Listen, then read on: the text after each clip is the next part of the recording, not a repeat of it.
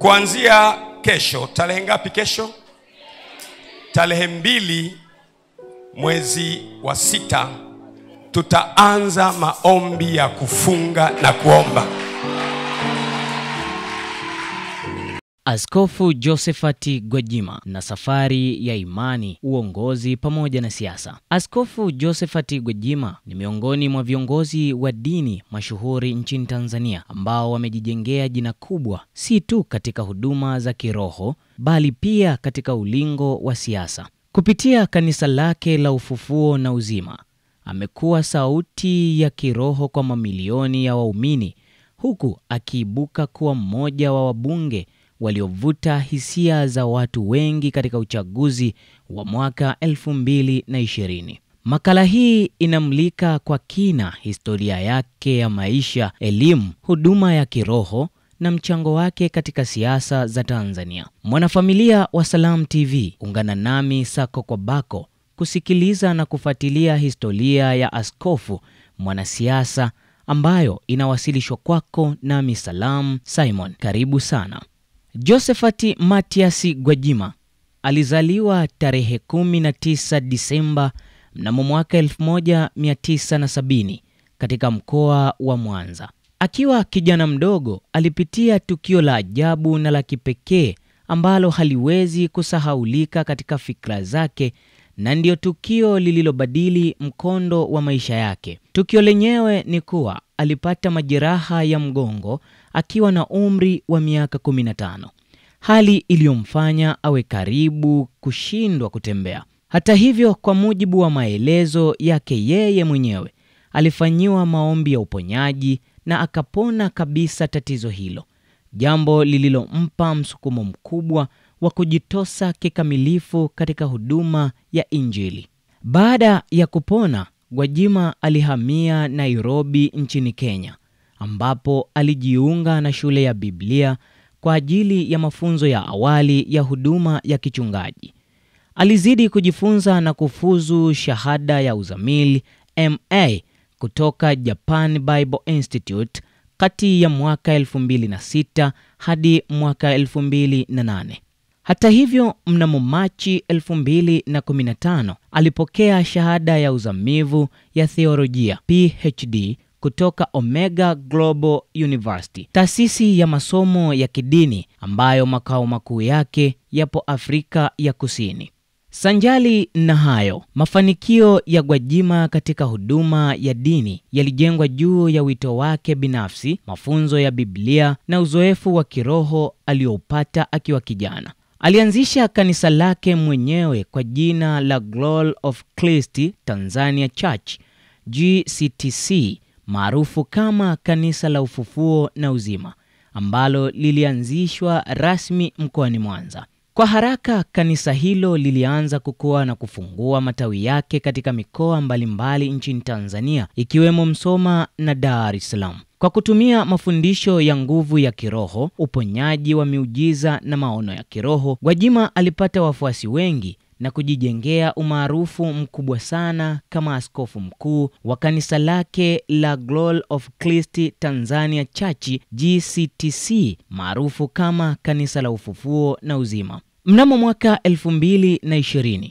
ndio mwaka wa kisiasa kwa askofu Gwajima, na ulileta sura mpya katika maisha ya Gwajima, kwani aliingia rasmi katika siasa kupitia Chama cha Mapinduzi CCM, akiwa mgombea ubunge katika jimbo la Kawe jijini Dar es Salaam, na aliibuka mshindi kwa ushindi mkubwa dhidi ya mpinzani wake, mbunge aliyekuwepo wakati huo, Halima Mdee wa Chama cha Demokrasia na Maendeleo maarufu kama Chadema, kwani askofu Gwajima alipata kura 194,833 dhidi ya kura 32,524 za mpinzani wake.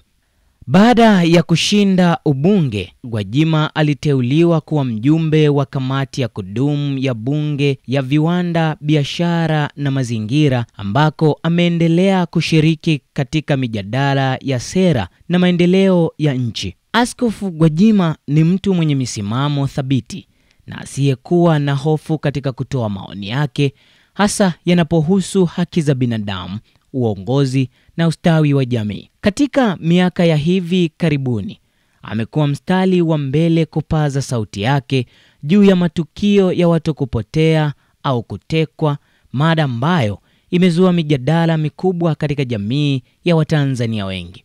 Na mnamo mwaka wa 2025, serikali ya Tanzania ilifunga baadhi ya makanisa yake kwa madai ya ukiukwaji wa sheria na uchochezi baada ya Askofu Gwajima kutoa kauli zenye ukosoaji wa wazi kuhusu masuala ya haki na usalama wa wananchi. Licha ya tatizo hilo, Gwajima amesisitiza kwamba hataacha kuhubiri ukweli anaoamini, akisema, "Sitayumba, sitabadilika, sitalegeza msimamo wangu.